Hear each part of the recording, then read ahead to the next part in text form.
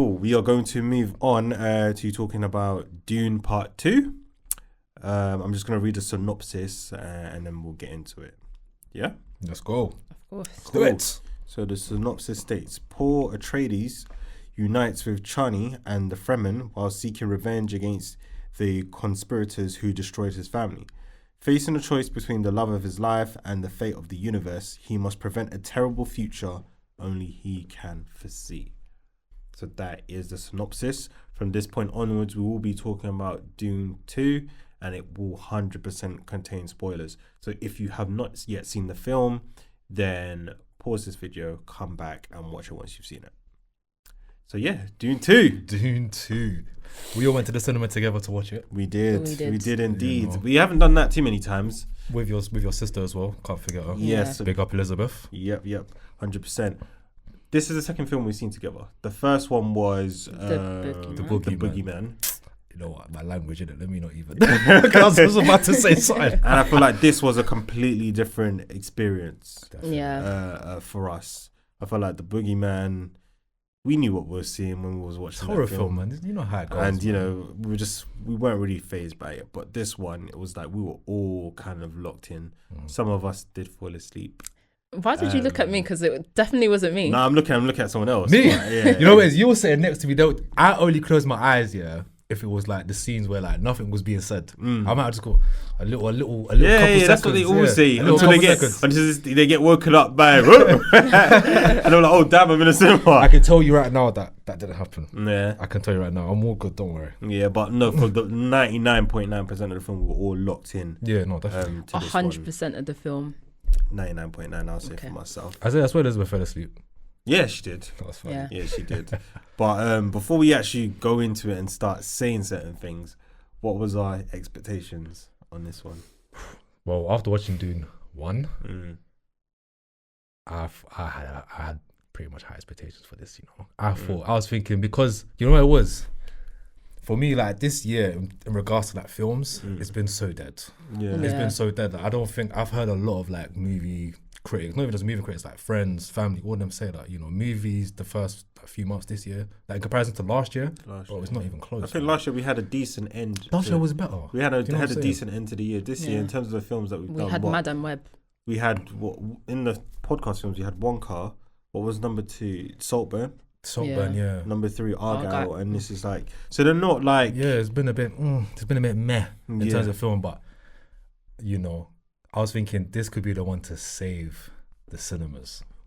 Especially because it's like the weather's getting better, people are gonna start coming out of their house more. No one has to be inside their house. I was thinking, this is the perfect time for this kind of film to really bring people back to the cinemas, big screens. Yeah. I had high expectations, but after watching the first one, I did enjoy it, but I had to watch it in 3 separate sittings. Because the first one. It was dense. It was very information heavy.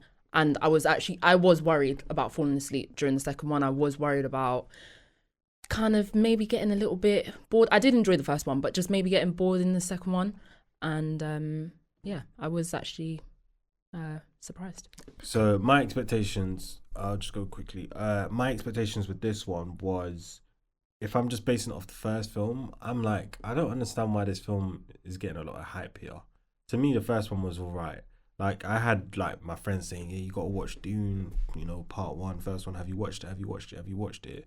I watched it, and I felt, yeah, it's all right. It was cool, but nothing like mind blowing. Like good concepts, like good foundations laid for a better film, but I didn't get the hype, right? Yeah. However, when I hear that a so-called Dune Part 2 is making headlines for the highest rated IMDb initial kind of score, Crazy. that's when eyebrows go up and like, what have they done?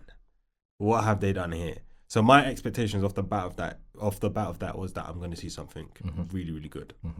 Yeah. No, same, literally. This film was actually so good. Yeah. I really enjoyed it. I'm not gonna lie to you. I'm ready to just chat about, unpack this film and just get into it. Yeah, man. Guys, I'm ready. Are we ready now?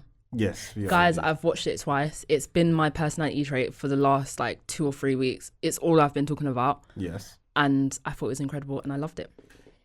But I'm very surprised here because after the first film, you weren't giving me this energy, and you weren't giving me these vibes. Not the first film. When we watched it. The first sitting when we watched it. I was keeping my cards to my chest. Yeah, because we was talking, but she made it seem like she was just like, well, you can ask your sister. We spoke in the girls' bathroom. I said, I really, really enjoyed that. I think it. Spoiler alert, it might get the highest rating from me. Yeah. In the podcast, really? But then it's the type of thing where you think about it a little bit. You maybe watch a couple of Easter egg videos, and then I went and watched it a second time, and I was like, this is incredible. It's the first time in a long time I've seen a really good movie. Yeah. Bang. Yeah. Yeah. No, I agree with that as well. To be fair, I don't think my sister liked it as much. And because you were coy and you were together, I was thinking maybe you were sharing the same sort of... Oh, I thought the same thing about you guys. Oh, I told my family, was like, did Midian for his enjoy it? I was like, I don't think they enjoyed it very much. Really? Nah. Yeah. When they went to the toilet, we spoke briefly. Yeah, we spoke. But I was thinking briefly, you had the vibes of you weren't like, it's all right, like, because that's how my sister felt, right? Yeah. And she was like to me, nah, you got to justify why you think this is a good film. I'm like, Yeah. She said the same thing to me. Slow down. No, it really was to me anyway. But what's the first thing you want to talk about here? The plot, the story, the characters. We've got to start with the plot, innit? Like we always do. Yeah. You know. I mean, I've got... You were going to say something? No. Oh, I can say. Yeah, go on. Okay, maybe... I didn't think you guys enjoyed it, so I've been thinking in my head, maybe I do read a lot of like fantasy sci-fi, so you enjoy Game of Thrones. I don't think you've watched it. I've never watched Game of Thrones. That's criminal. That's something my sister did compare it to though. Yeah.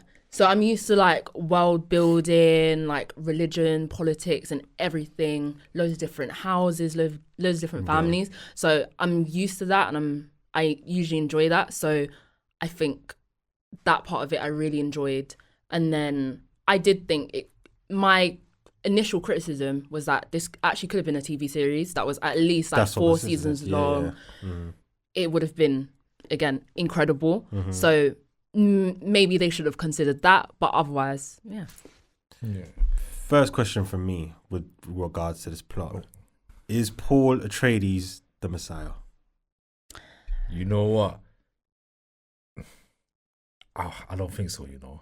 Yeah. I don't think so. Because especially when I look at his mum, was it Lady Jessica? Lady Jessica, yeah, she becomes... It was just like, she's like this... Gesserit? Bene Gesserit? It's like she's starting this like religious cult, you know, to a degree, innit? And it's like, you're just spreading the word of your son, but it's like, I'm looking at her thinking, is it you or is it the baby, the unborn baby? Sorry if you guys didn't know about that, but yeah. I think it's both of them. It's both, innit? But I feel like she can't control it though. It's both of them, but I think that's something that's been in the history where this story for the Fremen, there will be a Messiah that does save them and does free them from, you know, the world that they kind of live in and free them from the oppression from all the other houses. And what? I was going to say, you see when it comes to the Messiah, yeah. Even though I don't think it's him, but I feel like it could be someone else. I'm starting to think it's no one. And I'm starting to think that the author of Dune, I think his name's Frank Herbert, he was essentially making a point that, this is just my opinion, that like religion, I'm a religious person, but sometimes people go into like colonize a whole race of human beings and say, oh, by the way, this person's going to be your savior, so you should follow this person. So I don't know if he's actually the Messiah. I think you make a good point about Frank Herbert. I think he actually tries to demonstrate how easily populations can be influenced into believing certain, you know, messages and carrying certain stories to fruition. So even if, for example, you know, I'll just give an example, Christianity, right? It's always been written that there will be a Messiah, etc., etc. People then find ways to fit in, you know, Jesus to fit that description of the Messiah. Christians take that upon themselves, and then that's how Christianity is formed, because they believe that Jesus is the Messiah. However, Jews and people that believe in Judaism have the same information available to them and acknowledge that this is a real person, but they don't see this person as the Messiah.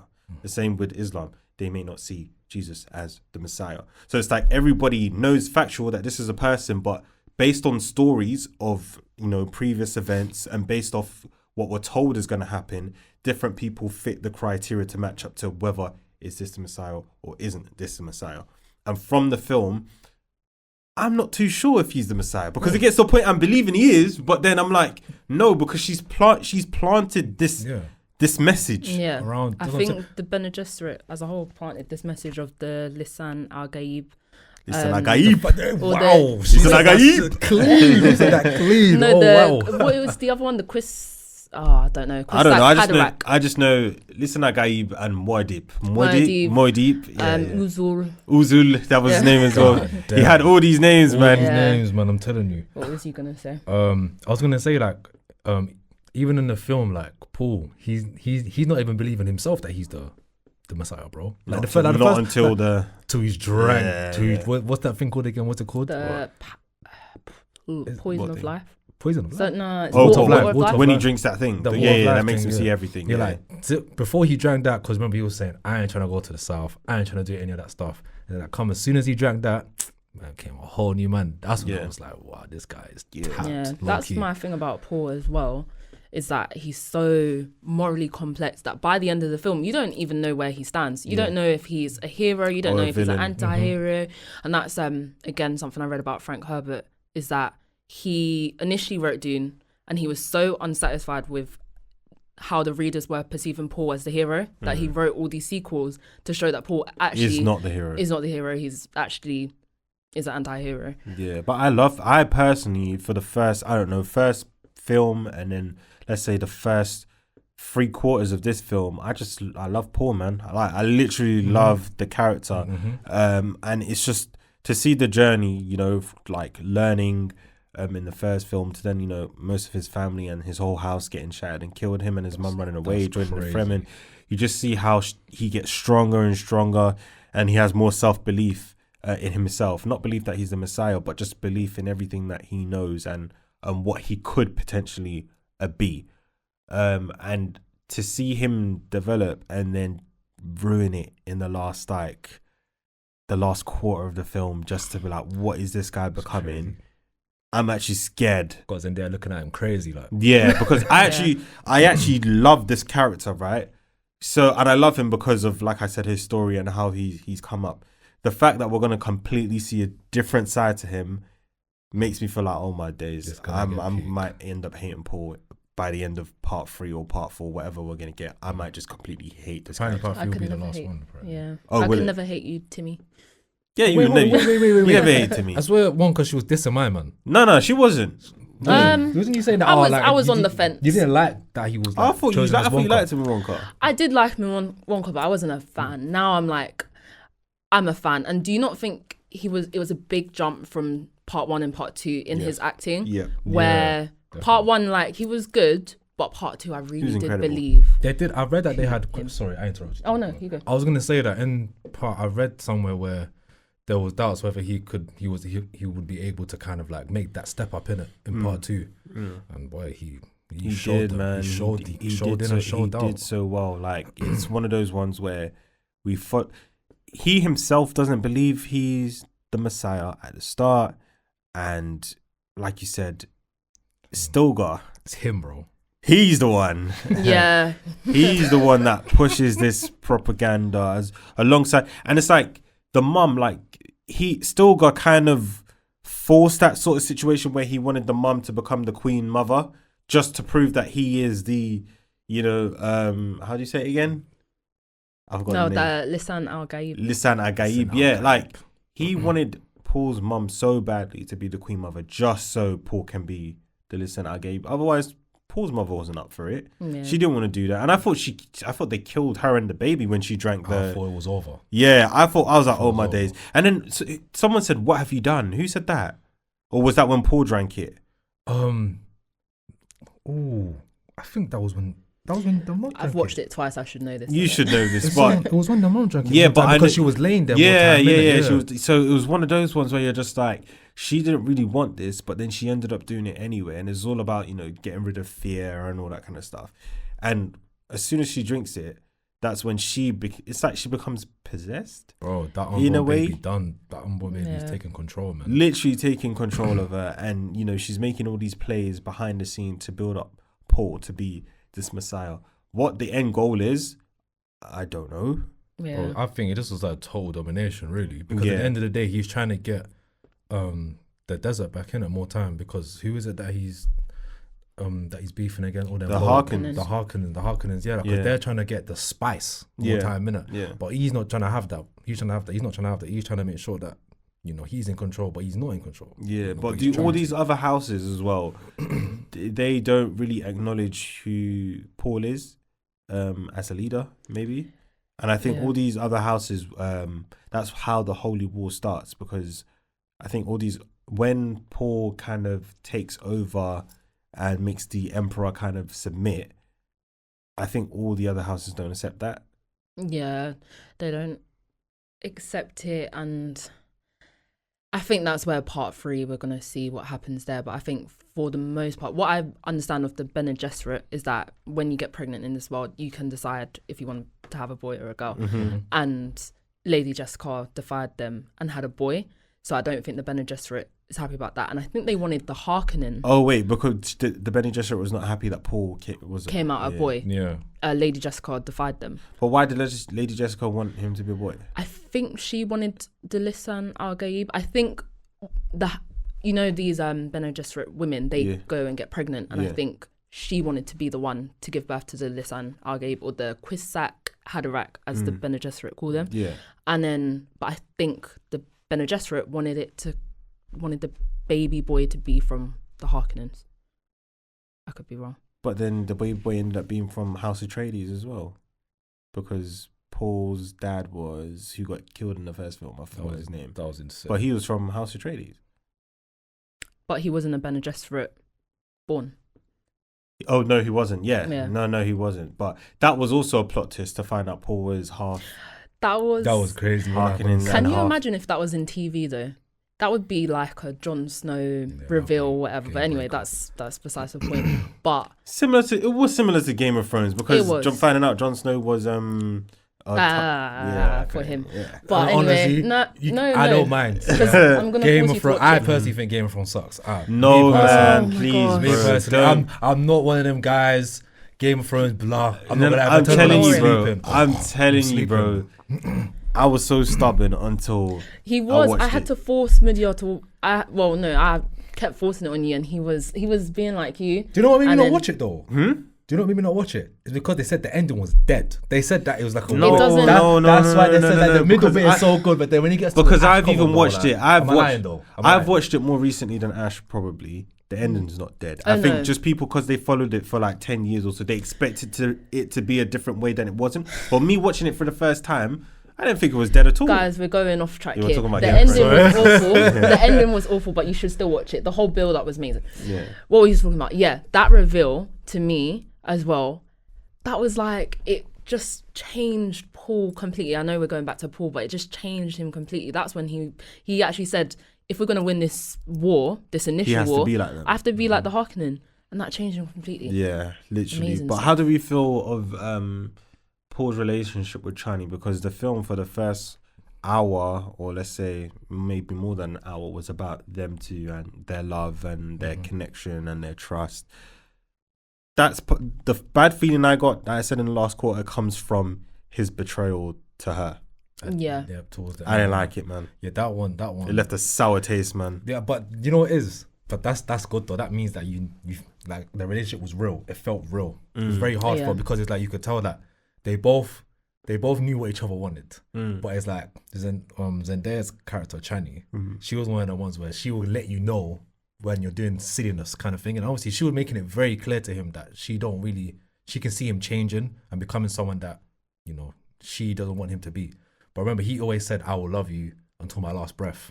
So for him, regardless of what he does, whether it's becoming the Messiah, ruling the planet or whatever, you know, he will always love her. still But for love her, it's different, isn't it? You know, especially with that you know, when he said, "Oh, like I'll take your daughter's hand in marriage" or something like that. I was like, "You're a bad man." I was looking at Oh, when he said he take the Emperor's daughter. I said he's a but bad that's man more for of that's more of a power play from him. It's not necessarily. Maybe in the third film they fall in love and whatever. I don't know. But But remember, if Paul's not meant to be the good guy, then, You know what I'm saying? then, you know. But then at the end of the day, I have to defend Paul and say he didn't want to go to the South, did he? He didn't want to. Because he used to have visions of potentially what he could become when he's dreaming. And he would see, you know, the Holy War starting. He could see himself fighting in that and almost leading that. And he was like, no, I can't go there because I think this is when it's going to get cracking. Mm-hmm. And everybody encouraged him to go, including Chani herself. That's crazy. Yeah. And he's there, and then he ends up, you know. It's long now, man.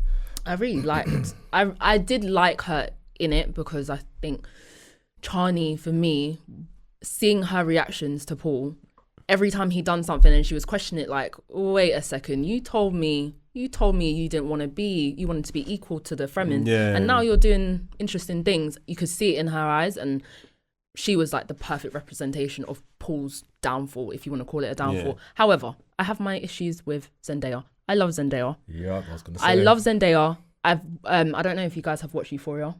No, I haven't. I've just seen clips. She's amazing in Euphoria. I don't think she's great in cinema. I might be wrong. I've seen like in Spider-Man and stuff. I don't think she was great. My problem is, and it's something Hollywood keeps doing, is these Fremen people are meant to be on a whole other planet and they're like Middle Eastern, let's say. Why does she have this Hollywood accent, this LA American accent? It's so annoying. They done it in Black Adam. Did you guys see Black Adam? Yeah. The Rock was imprisoned or whatever for 5,000 years. Why has he come out sounding like, well, The Rock, American? It's so annoying, and it took me out of the story completely, out of their love story and everything. It took me out of the story every time she spoke. I just feel like she should have worked with the director, the voice, her own. I didn't feel that way though. I wasn't bothered by it. To be honest, I saw one article say that like she just like, they're tired of seeing her because she basically gives the same energy. Every single thing she does, whatever show, movie, is the same kind of energy, same kind of tone. Nothing's really different. They said really that. They also said that. They didn't really. That person said that they didn't really like her in Spider-Man either. Yeah, I don't think she's that like, great. Bro, like I'm telling you, she got some haters out there. Everyone dissing Zendaya like that. I thought she was okay, to be fair. Watch Euphoria, it's amazing. I think it's because we've seen her so much, you know. Like we need a break. You're just like, we need something. You need something different. Yeah, we need a break from Zendaya a little bit, you know, because she's basically at the forefront of everything. I don't need a break from Zendaya. I just need her to work on like her voice, basically. But also, it's interesting. We had, I don't know if we've moved on to characters, but we had all the like new age Hollywood elites in this film. We had Timmy. Sorry, I need to stop calling him Timothée Chalamet, Austin Butler. Let's talk about him next. Florence Pugh, Anya Taylor-Joy, who was in it for all of 5 seconds, and Zendaya. And yeah, the film managed to get all the young starlets. It was nice to see. Yeah. See Austin Butler. Oh, bro, Fade. He played that role. He was incredible. So good. Did he have to die though? I thought it was too soon. It's too soon. I thought like I'm crumbling over there. I did ash. I thought let us see him in part 3 at least. Him dying in part 3, fair enough, innit? But part 2, I was thinking, man, I thought we were seeing his rise. These guys are mad when he killed his own family members. He don't give a toss. Nah. And then he kept those girls as like pets and that. Yeah. He's a madman, and he's slapping them and everything. Yeah. I couldn't believe it. I swear he killed one of them. He killed like 2 of them. Yeah. I was thinking, this guy's tapped. I could have had so much more of him, and I actually think he was introduced so late into the film. Yeah, but I thought and he not was for long. Incredible. It's crazy to think he was Elvis the other day. Yeah, completely different sort of completely characters. It just shows different. his range. Yeah. Do you guys remember the scene where his uncle, that weird looking guy, he kisses him, and then Austin takes his mouth again and kisses him again. And everybody was like, we all looked at each other in the scene, but you know that was improvised. Oh, was it? Yeah, that like second kiss was improvised. Yeah, so you didn't actually kiss him. No, he did, but it was not part of the. It wasn't part of the script. Don't kill me. You know what? The way everybody just looked at each other, we were just like, what's going on here? Kissing that thing? That's crazy. Yeah. So what's going on here? But no, I really enjoyed him, to be fair. I felt like his character still had more potential to go on, like we said, and we could have got him in either part 3 or even to the very end of this film, at least. I felt like he came in too late and then he died too soon as well. His character was just so twisted. But when Paul put him to death, the bit that made me laugh was still when he said, "Listen, Agaib." that was the funniest bit, because to him it confirmed that this guy is the Messiah. But is he really? What part of the story of the Messiah kills this guy? I don't know what part of it, but everything that Paul did, Stilgar was just like, this is why he's the Listen Agaib, because he's humble and he's saying at the start, I'm not the Messiah. Stilgar used that reason. See?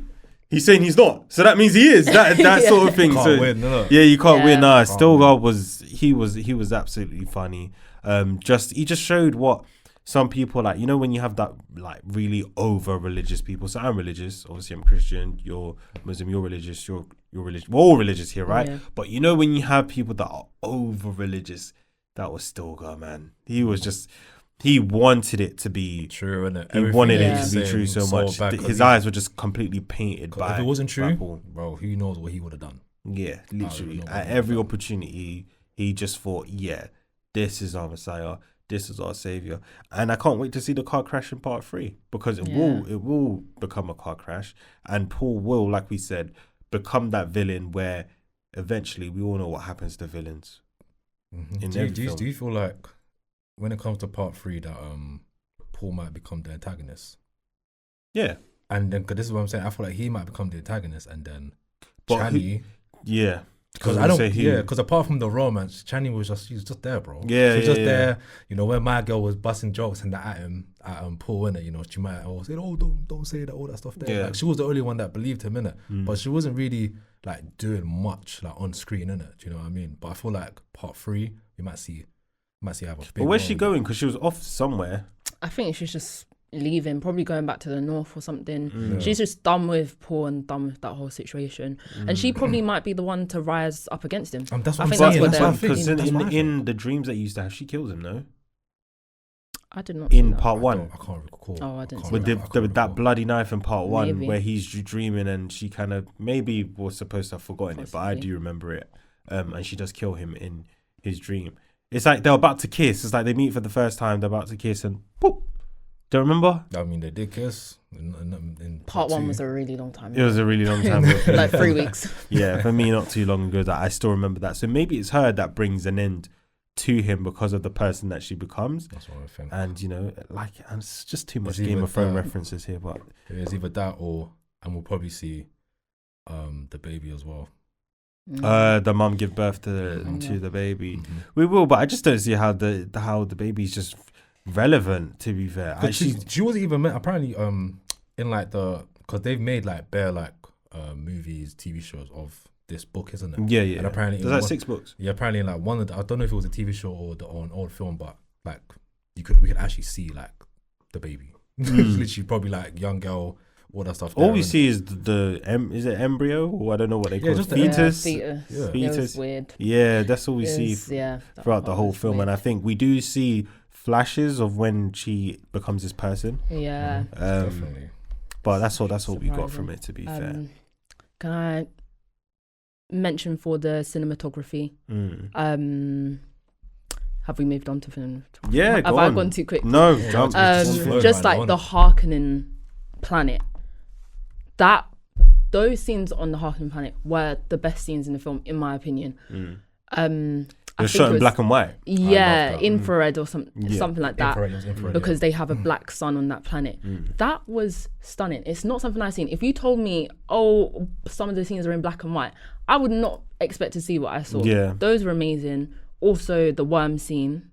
That scene. Did you hear that it took? It took like 3 months to film. For Timothée Chalamet to film that. I think the cinematographer is Greg Fraser. Ooh, apparently he won an award for cinematography for the first one. For the first one. Oh really? Well. Yeah. But yeah, like she just mentioned, Batman 2022, and also The Creator that just went in 2023 as well, which I still haven't seen, but that was amazing. Apparently, the Creator. Yeah. He's an up and coming cinematographer, and he has a good body of work so far. I think this will be something he does win an Oscar for. The cinematography was brilliant in this film. Crazy. It was beautiful. There was at some points I literally wanted to be like, this is amazing. Bro, the wide shots. Yeah. The wide shots, like whether they were in battle, whether it was seeing the worms come out the sand, bro, it was mental. And I think my favorite like scene, just because of how it looked visually, was like when Paul and is it Fred? Is how you say his name? Fade. Were fighting when it was like he was getting ready for battle. I don't know why I'm moving back. He was getting ready to battle, and it's like you just see the sun in the background, and also you see the antagonist there. You see the guy who's meant to be the Messiah here, and there's like two sides. Yeah, I was thinking, yeah, I like this. And same. I like the setup as well. I loved it, man. I wanted him to chef the Emperor, though. I can't lie. I wanted him to kill the Emperor. Should have chefed him, man. I don't like how people get nominations to fight for them and all that kind of stuff. No, what's that, man? Crazy. I was thinking, how could you rise up your sword? I don't care how old you are. I don't believe in killing old men, but I did think that one criticism of the film is that final battle scene when they attack the Emperor's chamber, whatever, and then the fight scene, it was all so quick. We had like literally 2 films leading up to this moment, and it was over so quick. I could have done with another 10 minutes of them crashing into the chamber. No, I agree. I agree, because I feel like they spent more time on conquering House Atreides in the first film. We saw more of that than we did see of him conquering the Emperor and all the Harkonnens and all that. We didn't see that much. It was so, like you said, it was so quick. Before you know it, they've been conquered and they've been now brought towards Paul, and this battle is now taking place between Paul and I can't say his name. Fade. Yeah, I felt sorry for Batista though. He played what's his name? Glossu.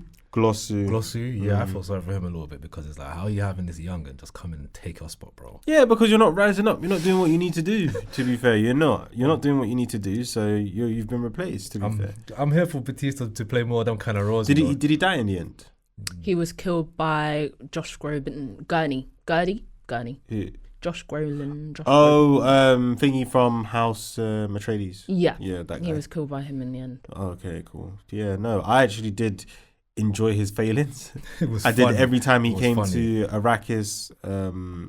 I enjoyed him leaving home like empty-handed, and then I was quite disturbed by who was the big the Harkonnen. What is his name? Glossu? Is it Glossu? No. His name is it Baron? Baron Vladimir. Yeah. He very disturbing. Played by Stellan Skarsgård, or I don't even know how to say his name. But what was that gooey stuff that he went in? Was that like some kind of healing thing? I don't know. The black sort of goo. And because I was watching a quick short, a couple of days ago, and obviously they were asking like Zendaya, like, did you not touch? Because Zendaya said she was there on set, and she would, did you not touch the goo? She said, nah, like, I just left all that stuff there. And then they even asked Dave Bautista. Bautista's like, I'm not trying to get in that black, messy, oily stuff. But he got in it. Yeah, because he's soaked in it. Put his whole body in it. It's crazy, bro. It's crazy. But Ash, do you got any numbers for us on this one? I do indeed. So I mentioned earlier that the budget was 190 million. The budget for Argyle was 200 million. Just sit with that for a minute. See what I mean? Like, how can that be possible? Argyle was... Yeah, but you know where every single penny went. You can see it on screen. Yeah. You know exactly. Anyway, I'll get over it. Box office numbers. So far, it's made $512 million, and it's broken even, which is straight away. Apparently it smashed it like the weekend as well. It made 32.2 million on its first day. It surpassed the ticket sales of Oppenheimer, which is crazy, because Barbieheimer last year was like insane. So to surpass the ticket sales of that is crazy. Sequel sold. Yeah. And it's the third highest grossing film of 2024, and it should be number 1. Yeah. What's it behind? Do you know what? I think it's films from last year. No, it's films from China maybe. Oh. And they always smash it when it comes to this stuff. But it's films we wouldn't have heard of, but they smashed it. But I've done the research, and I remember seeing the 2 films I didn't recognise. And it's 93% on Rotten Tomatoes. Wow. That's a wow. Nah, bro, proper film, bro. 93% on Rotten Tomatoes is not easy feat. I think you got 9.6 on IMDb initially. Obviously, IMDb always comes down when more people see it. I think right now it's about a 9 out of 10, which is still solid. So, what about you, Fahish? You got any reviews for us? Yes, I do. How it goes? You want a good one to start with, or a bad one? I want the bad one. Because I want to see what people are. Alright, so this review was posted on the 3rd of March, 2024. They titled it "Doesn't Make Sense." They rated it 4 out of 10. It's mad. They said this whole movie takes place in the span of a few months. So much happens, it's just not rational. Was that changed just to avoid carrying a kid to play Aaliyah? I think that's how you say him. Yeah. The look of the film is again amazing. Denis V really knows how to make a visual masterpiece, but there was an awful lot of posing in cinematic ways. It got a bit silly, to be truthful. Also, the language was annoying. Subtitles for half the movie for a made-up language. Just speak English. So your audience is more involved. Everyone I was with said the same thing. I watch subtitled foreign films, but this was just pure vanity. So be prepared for lots of long shots of desert with loud chanting, gorgeous scenery, and a plot that almost makes sense. Okay, that's a fair enough analysis. Not that I agree, but I can see how he can have that opinion. Yeah, I get. But then to land with a 4 out of 10, that didn't sound like like a 4 out of 10. That sounds like more like a 6. Yeah, to be honest, 5.5 or 6. Really. I disagree with the language thing. Everyone needs to stop being lazy. Yeah, man, I don't have an issue. I wanted the subs, man. I don't mind the subtitles, and I'm not. Just stop putting it on and off, man. I like made up languages and stuff. If you know, like, so much work goes into making up like languages. I think for this film, so much work went into they actually hired a specialist or whatever. So to make up a made up language. The next one is rated 8 out of 10. I feel like Ash might have wrote this, because the is titled "Need to See at least twice." Yeah, you saw it twice. Must be you. See it a third time. They said, no doubt this movie is in its own class, but the rush with the storytelling made it difficult to enjoy all the details. The absolute best parts of the film are the several quiet moments containing huge emotions and stopping the time before some world-changing events. But as we said, the movie contained a complex story in which other cases would have been divided into 2 separate films. Some development happened so fast that the audience was still on the previous planet, while the movie already jumped to the next one. I felt like I couldn't enjoy those spectacular scenes as much as they deserve to be enjoyed. A second round with this movie is definitely coming for me. Nice. I feel like it's the second round for me too. Eventually, I will see this film definitely again. To see it again, because I really did enjoy it just based off the first viewing, and there's stuff that you always miss. Small details, in it. Little details that when you do clock it for the second time, you're like, yeah, it makes the film even more of a masterpiece. So didn't they shoot there was 3 planets in the movie, innit? I swear. I think it was about 3 planets. It was about 3 planets, yeah. It was mad. I didn't know. I thought it was just 2, but I didn't know that until I did my research on it. I was like, raw. So crazy. Where are we going with the final rating? 9 out of 10. Straight 9 out of 10. I won't lie to you, bro. This is probably the best one I've watched this year. And I've been dying for a good film. And this film, for me, I got to give it its flowers, man. It's very good. And I can't wait for part 3. Hopefully it don't take 2 years with the last one. But hopefully they can bring that out next year or something. But, hard film, man. Give it its flowers, man. Give it the props. Guys, on, it's going to get the highest one, I think. And I don't want to give it a high rating because it's... No, you have to. I don't know, but I don't know if you have to, though. Any film after this is going to beat the rating. It's 9.5. Is that going too far? I can't. There's not too much I can mark it down for. It's good though. I'm trying to think of things I can mark it down for. Maybe just the ending was way too quick, and maybe the pacing would have worked better on TV. That's nitpicking though. Yeah. Maybe it's the pacing. Overall, if you feel like it's great, you know what I'm saying? Stand on business. 9.5. Yeah, I would agree with it. Maybe just the pacing is the only kind of fault of the film. That's the issue a lot of people had. And maybe also it's a lot of information to download. It is, and that's why you do have to see it more than once. That doesn't necessarily mean that's a bad thing, because you think films that you don't have to watch more than once and kind of self-explanatory, those are really good films as well. But it doesn't mean because there's a bit missing from this that it wasn't a good film. You might just have to watch it 2 times, 3 times, and then you'd actually get the work and the masterpiece that was put into this. So I can't mark it down because of that. I'm gonna go with my gut, a 9.4. That was all 9s, Yeah. Wow. In comparison to Argyle. Yeah, Argyle was not even is not even sitting with this one at all. Wow, that's actually crazy. No, big up all of us. This does give us a final rating of 9.3, which is the highest ever. It makes sense. It makes sense. Yeah. It makes sense. Which is the highest ever on the Movie Club UK. And I think it's deserved, to be fair. 100%. I thought nothing was going to knock Spider-Man off its perch, to be fair. It was holding that top spot ever since we first saw that film. But yeah, I think if any film is going to beat it, Dune Part 2. Makes sense. So. And 9.3 is where we're going. So that, like I said, it puts it on first place for all-time list, and it puts it on first place for our season 2 list as well. It looks like Argyle's going down and down and down, and Wonka is going down and down. And I remember saying to Ash, Wonka is gonna fall this season. It's gonna fall. Timothy, we're gonna get you back up there. He's back with back. Dune. Yeah, like he's the star of Dune, so he is back. But Wonka, I already told you about that film, but but there you have it, guys. 9.3. Let us know if you agree with us, disagree with us. Remember to like, comment, and subscribe. Also, click the link below for our solo videos.